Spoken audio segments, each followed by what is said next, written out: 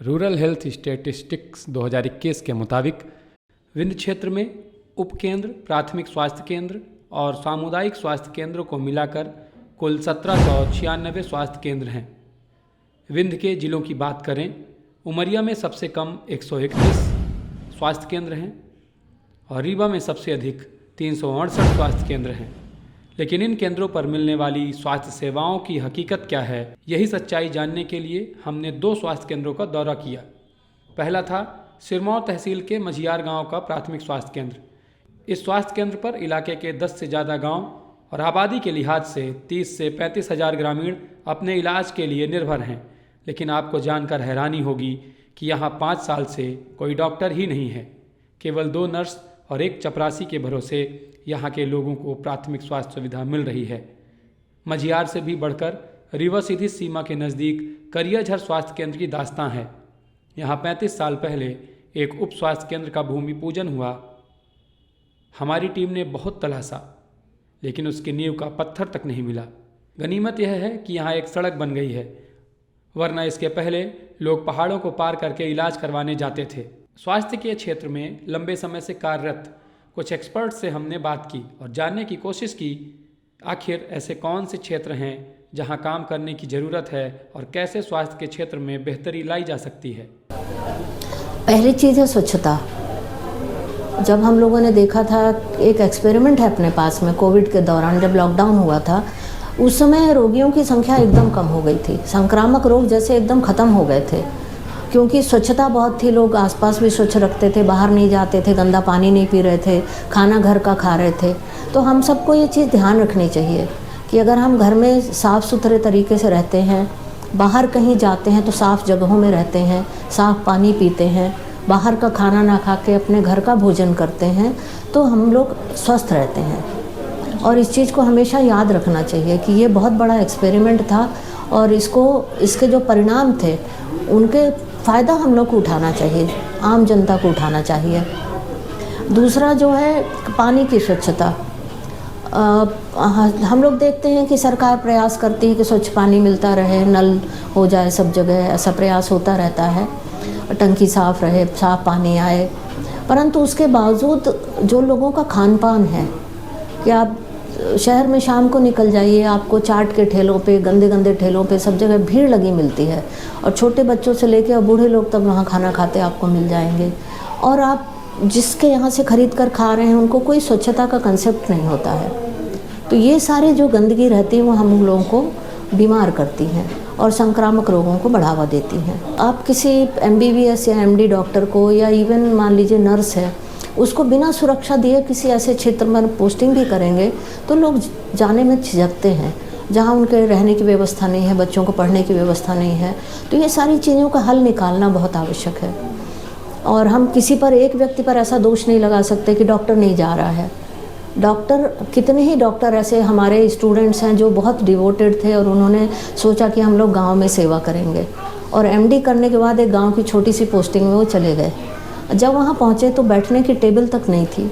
एक कमरे के उसमें उनका डिस्पेंसरी लगती थी जिस पे पूरी तरह से कंपाउंडर का कब्जा था, वो वहीं रहता था।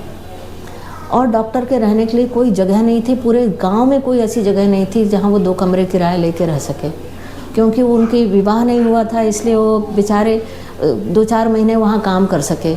अगर उनकी पत्नी बच्चे रहे होते तो कहाँ रहते, कहाँ पढ़ाई करते। आखिर MD करने के बाद कोई ऐसी आशा तो नहीं करता है ना कि हम गांव के प्राइमरी स्कूल में जहाँ टीचर नहीं है वहाँ पर हम बच्चे को पढ़ाएंगे। तो थोड़ी सी व्यवस्थाओं में परिवर्तन और शायद कुछ सिस्टम में परिवर्तन की ज़रूरत है कि हम लोग ऐसे डॉक्टर बनाएं जो एक्चुअली उसी गांव के हैं। और एक ये सिंगल पॉइंट इंटरवेंशन हम लोग बोलते हैं, भाई बहुत सारी चीज़ें आप नहीं बदल सकते। हमने कहा स्वच्छ पानी हो, जिसको बदलना शायद हम लोग के किसी के बस की बात नहीं है, पर एनीमिया तो हर कोई करेक्ट कर सकता है। वो तो सिंगल पॉइंट इंटरवेंशन है कि हर लड़की हफ्ते में 2 दिन गोली खाए, हर एनीमिक बच्ची या महिला 7 दिन खाए। आयरन खाने से आप कितनी चीज़ें बदल सकते हैं। बच्चा स्वस्थ पैदा होगा, बीमार कम पड़ेगा, कुपोषण नहीं होगा, फिर वो बड़ा होगा तो स्वस्थ पुरुष होगा, मजबूत बनेगा, उसकी क्षमता ज़्यादा रहेगी, शारीरिक मानसिक सभी क्षमताएं ज़्यादा रहेंगी। स्वास्थ्य के क्षेत्र में 10 वर्ष से अधिक अवधि से कार्य कर रहे विवेकानंद त्रिपाठी ने कुछ जरूरी उपाय बताए। एक तो यह है कि योजनाओं का प्रचार प्रसार इस स्तर पे होना चाहिए कि प्रत्येक व्यक्ति तक पहुंचे।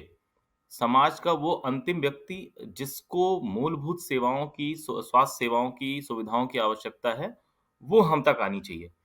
अब इस पर हमें अगर हम ग्राम स्तर पे जाएँगे और शहरी स्तर दोनों में, तो ग्राम स्तर पे हमें देखना पड़ेगा कि हमारी जो आशा कार्यकर्ता है, उसके पास जो निर्धारित आयु वर्ग है, उस आयु वर्ग के अनुसार शासन द्वारा निर्धारित जो स्वास्थ्य सेवाएँ हैं, उनकी जानकारी सब तक पहुँचना, उन सेवाओं को कैसे प्राप्त किया जा सकता है, ये माध्यम सबसे ज़्यादा सुनिश्चित करना। क्योंकि लोगों को अगर स्वास्थ्य सेवाओं की, स्कीमों की, योजनाओं की जानकारी होती भी है, तो वो कैसे उन स्वास्थ्य केंद्र तक जा पाएँगे, इसकी जानकारी नहीं है।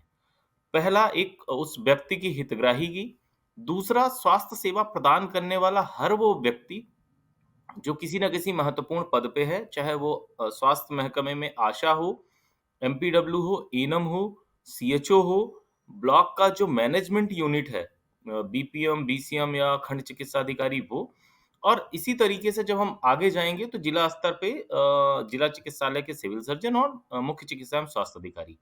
एक स्वास्थ्य महकमा हो गया। दूसरा हमारे जो दूसरे महकमे हैं जैसे पंचायती राज। पंचायती राज जब तक स्वास्थ्य विभाग के साथ जुड़ के संयुक्त रूप से काम नहीं करेगा, स्वास्थ्य सेवाएँ मूलभूत रूप से गाँव में नहीं पहुँच पाएँगी। एक सबसे बड़ा समाधान ये भी है कि हमारा स्वास्थ्य केंद्र एक तो बना नहीं, अगर बना भी है तो गाँव के किसी ऐसी जगह पे बना है जहाँ पर ना तो एएनएम, सीएचओ वहाँ पे जा सकते हैं या गाँव के सामान्य व्यक्ति वहाँ पर जाके सेवाएँ ले सकें। गाँव का एक महत्वपूर्ण दिन होता है ग्राम स्वास्थ्य पोषण दिवस जिसको हम बीएचएनडी कहते हैं।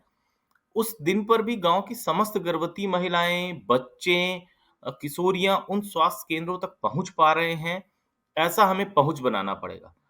तीसरा पंचायती राज का एक सबसे बड़ा योगदान होगा इसमें सड़कों का।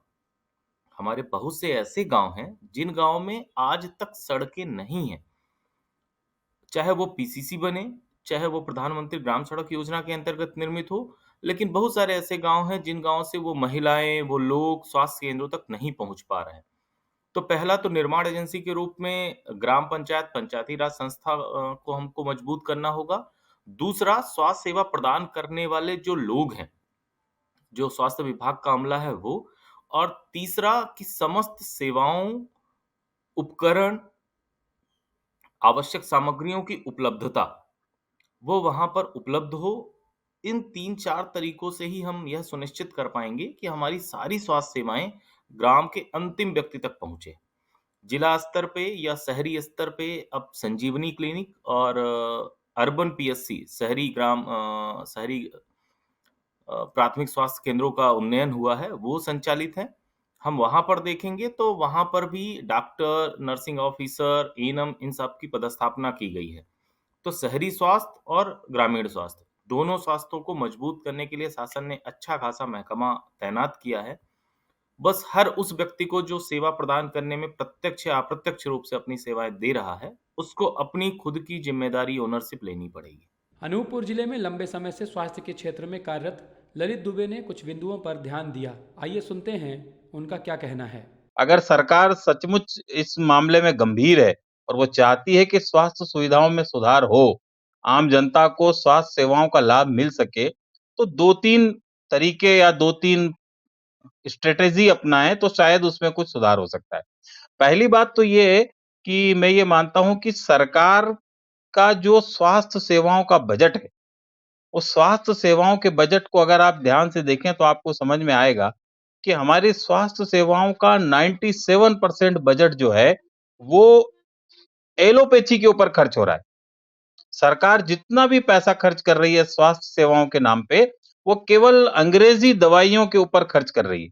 जबकि सरकार खुद कई प्रकार की दूसरी चिकित्सा पद्धतियों को भी मान्यता देती है, चाहे वो आयुर्वेदिक हो, चाहे होम्योपैथी हो, चाहे यूनानी हो, चाहे सिद्धा हो, कई प्रकार की ट्रेडिशनल चिकित्सा पद्धतियाँ हमारे यहाँ पे प्रचलित हैं।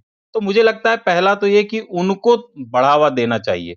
उनके लिए सरकार को कुछ योजनाएँ बनानी चाहिए ताकि जो अन्य वैकल्पिक चिकित्सा पद्धति हैं, उन तक जो है वो लोग पहुँच सकें। या वो इतनी मजबूत हो सकें कि ये जो एलोपैथी के ऊपर हमारी डिपेंडेंसी है, हमारी आम जनता हर चीज़ के लिए अस्पतालों की तरफ दौड़ी चली आती है और जिला अस्पताल के ऊपर इतना ज़्यादा बर्डन हो जाता है, इतना दबाव हो जाता है कि वो दबाव भी कई बार जो है उनके लिए काम करने को बाधित करता है। तो पहला तरीका तो ये हो सकता है कि हमको जो अन्य वैकल्पिक चिकित्सा पद्धतियाँ हैं, उनके लिए सरकार को योजना बनानी चाहिए, उनके लिए कुछ बजट, उनके लिए कुछ काम करना चाहिए। दूसरा जो प्रॉब्लम है, जो मैं आपसे पिछली बार भी एक हल्की-सी चर्चा हुई थी कि जो पर्याप्त स्टाफ होना चाहिए, वो पर्याप्त स्टाफ उपलब्ध नहीं है। मैं बता रहा था आपको कि अनूपपुर हॉस्पिटल में 149 डॉक्टरों के लिए जगह है या उनकी नियुक्ति है या उनके पद स्वीकृत हैं, लेकिन हैं केवल 49। तो ये अगर हम करें या सरकार अगर ऐसा करे कि जो भी नॉर्म्स हैं, उस नॉर्म्स के हिसाब से जो पद होने चाहिए, उतने पद पे नियुक्ति हो।